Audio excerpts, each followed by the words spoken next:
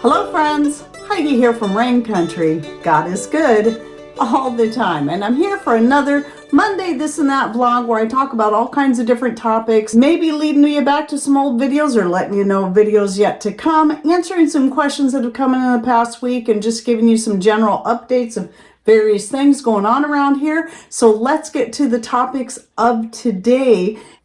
And I'm going to start off with forget-me-nots. So I'm going to be shooting, just so you know, another video just on the forget-me-nots. It'll be a little bit more in depth, but since that'll be about a month out by the time it publishes, I thought I should cover that a little bit today because I only really got into looking into them a bit more seriously just recently. I looked into them a little bit last year when they started blooming and going all over the place because I wanted to first make sure they were edible because I love forget-me-nots. I love the beautiful blue carpet they add to various parts of my herbal gardens.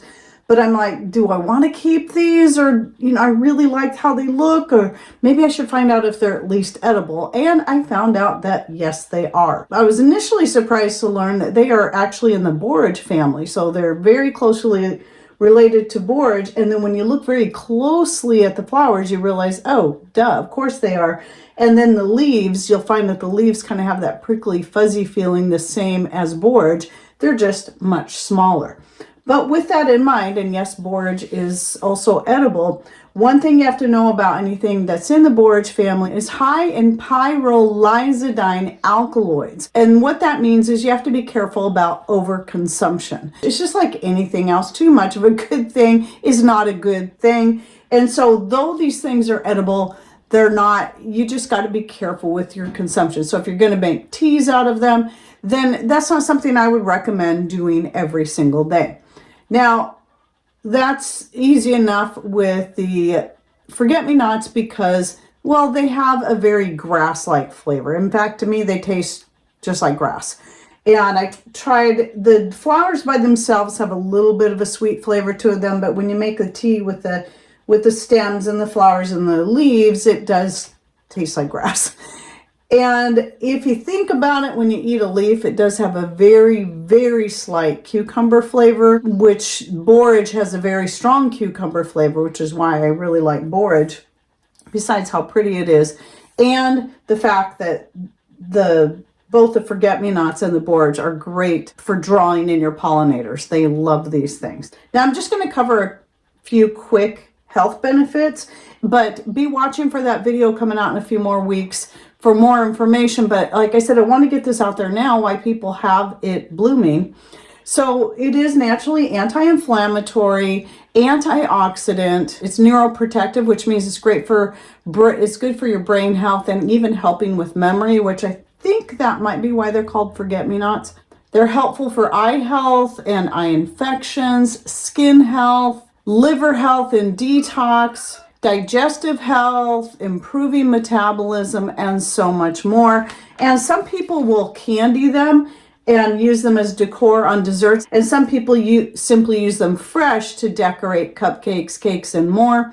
They can be used in skin creams and salves and tinctures.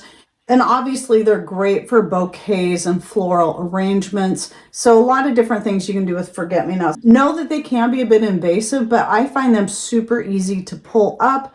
So I just wanted to let you know, in case you already have them growing in your garden, yes, you can use them. You can add the pretty blue flowers to your salads just to add more color, just like I do with the borage flowers. So anyway, I just wanted to let you know in case you have some growing and you're like, what can I do with these, or should I keep them or not? Well, there you go. And again, be watching for that more in-depth video coming out down the road. Now, with that in mind, yesterday I walk out on my back deck to go get some herbs, and my father-in-law's here right now. And him and Patrick had left, and I thought they were going to be gone for most of the day. And I didn't realize they had snuck back to the house and then left again. So I go out on the deck to get some mint to add to this, to the tea, to make it taste better, which it does, because the flavor is so mild, it does blend well with other types of herbs and spices to make a better tasting tea. And I walk out there and I'm just stunned because there's this massive, beautiful fuchsia sitting on the table on my deck. And I was just like, Oh my goodness, I've always wanted to get a fuchsia, but I just never get around to it. Every year it's the same thing. I'm like, oh, I should get a fuchsia. Oh, I should get a fuchsia. And so when I saw that, I was just overjoyed. So we hung it out front. It's absolutely beautiful, but I'm bringing this up not just to share with you how exciting it was to get a fuchsia, was that I've known for years, because I looked it up many years ago, just trying to find what all flowers are edible so I can have pretty things around here that I can also eat if I really need to. Well, fuchsias are one of those, but I never had an opportunity to try one. So when we went to move it from the table and hang it out front, a couple of the blooms fell off. So I went ahead and tasted them, and I wouldn't say that they're best tasting thing. They're slightly tart, slightly bitter, not bad. But they had a nice aftertaste. But I can see them being absolutely gorgeous to add to salads, just like I do with pansies and the borage and the rose petals. So I just thought I'd let you know that if you have fuchsias, they are edible, but you might, I haven't done any deep research into it. It's very possible it's one of those things that you just limit your amount, and you can just add it to salads, and don't just go out there and start chowing down on fuchsias all day long. Now, the next thing I wanted to talk about, which I can only show you pictures of, but I did take some of the Painted Hills beef bacon, and then I cooked it up and then dehydrated it and then broke it up into little small pieces so I can make some bacon bits. I just wanted to try it out and see how well it would work, and it worked out really great. That would be something you could sprinkle on salads or anything that you like to have bacon bits in, but you're also one that wants to be pork free. Well, Painted Hills makes an amazing beef bacon. I absolutely love it. They're ranchers out of Oregon, and it's all natural beef. They sell all kinds of stuff. Our store used to sell it, and then they just stopped selling it, and they say they're not going to carry it anymore. But then I found I could buy directly from them because they're just a state down from me and have their stuff shipped up. So I just did another order so I could stock my freezer full of their beef bacon because I like it so much. So if you live in the Pacific Northwest and your local store doesn't carry the Painted Hills beef bacon, and even beef Franks, and they're entirely pork free, you can order from them, and you can get free shipping if you order like $250 worth of stuff. So if you're planning on stocking your freezers anyway, look into it. I'll put the link to their webpage down below. But anyway, I wanted to share that you can cook it, dehydrate it, and then vacuum seal it into a jar for storage. Now, the reason I don't have any to show you is because I actually used it up right away because I was making some Tar Heel beans and cornbread for my father-in-law. And of course, since we didn't have any pork, I'm like, oh, I know what I'll do. I'll throw that dehydrated beef bacon in there. It's already all cut up, and so that worked out pretty good. And then the other thing I did the same time was I tried some sour cream again. I still haven't blended it up yet because I'm thinking if I try blending it like with a stick blender and water, maybe I can get a smoother consistency than the last time I tried it. That was where I was having an issue, was the rehydrating process and not having it be too grainy. But the other thing I tried, which was new, was half and half. And that turned out really good because I've done whipping cream, and the heavy whipping cream, you can dehydrate it, but when you go to powder it, it just turns to butter basically. It just turns to a paste. But the half and half turned out really good. And even though I typically drink my coffee black with maybe some spices in it, I usually don't add any sweetener of any kind or any kind of milk, but just for the sake of trying it, I did try adding the powder to my coffee, and it turned out really good. You want to make sure your coffee's nice and hot when you go to add that in there, and then mix it in well, and that turned out good. But one thing you got to know is that I found with this is when my coffee got cold, because I didn't drink it all right away, the fat within the half and half did solidify and end up floating to the top of the coffee. So make sure you drink it all while it's hot if you're going to add the powder to it. For some reason, that doesn't seem to do that when you're putting the fresh liquid in, but with the powder, it did. I don't know why. So anyway, I wanted to give you an update on that. It dehydrated up great. It powdered great. And I'm really happy with the half and half. So I'm probably going to... I have a bunch in my freezer that I'm probably going to do this with just to make more freezer space, but you know, it is a great option. Then you also don't have to worry about it if you don't go. We don't use it a lot. I like to keep it on hand for mostly for company when they come over and they're having coffee and they like to have something in it. I like to have this on hand, but don't always use it up fast enough. So this is a good option here. Okay, and then I wanted to give you an update on the chicks. So I have about several days ago, I ended up moving them out to the coop. I took one of those, I did a video on this, I think last year, where I buy the dog pens that you can make them in any shape you want. You can get several different heights. And I'll link to that video down below because I use them in so many different ways. They can be used to help keep kids on your deck, to corral them within your living room, make a playpen, and use them for dogs if you need to, use them to keep chickens out of different areas of your gardens, and so much more. So you might be interested in looking into that video because they have so many uses. But one of the uses I'm using it for right now is I made basically a little pen in the chicken coop for the chicks.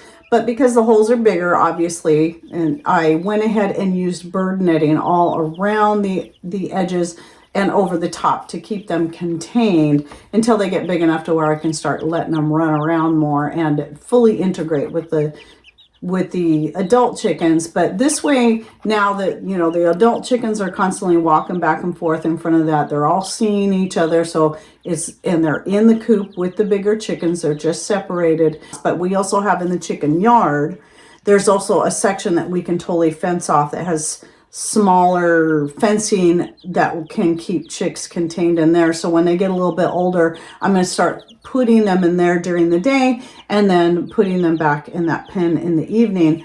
And then once they get old enough, I feel comfortable, I'll let them fully integrate. So far, it seems to be working really well. So I just wanted to give you an update on that. Then the last thing I wanted to mention was that, so this last week I had a video come out about, you know, again, the focus of my channel. It's not like I've never talked about this before. In fact, last Monday's video, I mentioned it as well. And though it was generally very well received, there was a couple people, and maybe I just read their comments wrong, but I got the impression they were a little offended by some of what I said, you know, about, you know, there being other channels talking about this, you know, the current events and sharing all this stuff with people. And I know maybe it was the way I sounded in the video, but I just want to make sure that this is clear. In no way am I putting down any of the channels that do that. It is great that there's people that are sharing this information. We need people out there sharing that information. And I didn't mean to say that we don't need that,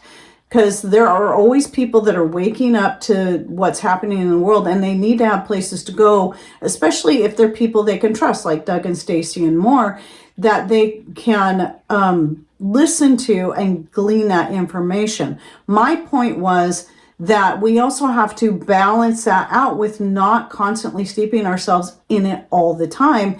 And the fact that I had already made the choice before I started my channel that that's not the focus that my channel was ever going to be. I've already done that. I've done that in, you know, years ago between 2010 and 2012 when I was really deeply involved in this and learning all these different things and then trying to share it with other people. And every now and then I might share my opinions on a few things, but for the most part, that is just simply not what my channel is about and where I want to keep my focus. And I want people to understand that, because I've had some people actually just be downright rude to me, you know, basically, you know, kind of calling me names and saying that I'm just too scared of this stuff. No, I'm not. They're making assumptions simply because I don't make my channel all about that. You know, people just assume I don't know things. Trust me, I know. And when I see people that are like that, are constantly just steeping themselves in it all the time, that tells me they're probably where I was back in 2010 to 2012, where I was constantly looking into all of this. And so they assume every channel should be that way. And no, I've already been there, done that. I already know this is where I am. The other channels want to do that. I think it's great. I'm glad there's good people out there sharing this information and trying to make sure people know what is happening. So people who need that information can go to that, but people who don't, they need something that's a little more calm and focused on just how to do things, they can come here or other channels like mine. This is why we need all kinds of different channels sharing different types of information. And back when I was really heavily into learning all this stuff, there wasn't near as many people talking about it. And so I only had a few sources to go to. And some of those sources I'll say this, they were a lot more pushy and they made you scared and angry all the time. And I think there's better voices out there now, and I appreciate that. But again, that's just not going to be the focus of my channel. And all I ask is that people respect that and don't expect me to be like somebody else. I'm going to do my channel the way I'm going to do my channel. And that was the whole point of that video. And it was not to talk bad about anyone. In fact, someone who seemed to think that, I think they took it like I was bashing Doug and Stacy when I never said their channel name. And I wasn't. And if anyone's been following me for any time, they'll know that I actually had a video come out where I defended Doug and Stacy because people were calling them fake, and I lost followers over that, and that's fine. You know, if they want to believe what other people are saying about them, that's their choice. I just know that they're good people. We've talked to them on the phone many times, and so I came to their defense. They are not fake. They're real people, and they're right now, what the focus of their channel is, they're doing what they think is best to help teach people and reach people so that it will help encourage them to get on a path of more self-sufficiency and to, you know, not trust the food supply, but grow their own. That's their way of reaching people. And there is absolutely nothing wrong with that. So anyone who took that as me saying you shouldn't do that, that's not what I was saying, and you took that wrong. And if I said something wrong that made it sound that way, I apologize. It was not how it was intended. Again, just sharing my own, what I'm doing and why I'm doing it this way and why I had to pull myself away from that constant. Yes, I do listen to a little bit here and there. And sometimes I do listen to Doug and Stacy and some of the things they're sharing or see some of their posts. But for the most part, it's like, yep, I know. I already know. I just don't feel the need to anymore be where I was in 2010 to 2012. I'm glad I went through that. I'm glad I learned what I did, but I'm also glad I've come back up out of that rabbit hole so I can focus on the things that really matter to me and to my family and to my spiritual walk. So I hope that's understandable. Please just take it how it was meant. That's all. And anyway, I almost forgot. I was going to show you my dandelion vinegar. This is the one. I have another one back there that's still brewing. It's still fizzy. But I did strain this one out. I just wanted you to see how nice it looks. Nice and yellow. And it tastes great. I've always found my dandelion vinegar to be one of the better vinegars. And so I haven't made it in a couple of years. So this year was kind of my focus. And again, people always ask, well, what do you use all the different vinegars for? Oh, whatever I feel like. I very rarely have vinegars that are set for a specific thing, but I do have some like I make specifically for my hair. This is one I'll probably most likely use for my hair, but I use it for whatever I feel like using it for. So it's a great vinegar. And if you'd like to also learn more about vinegar making, so I'll link to the how to make vinegar down below, as well as the many ways to use your homemade vinegar in the description box. So don't forget to click on more or show more somewhere down here below the video screen, and it'll open the description box so you can find the link to Painted Hills and the videos and whatever else it is that I think to link to down there.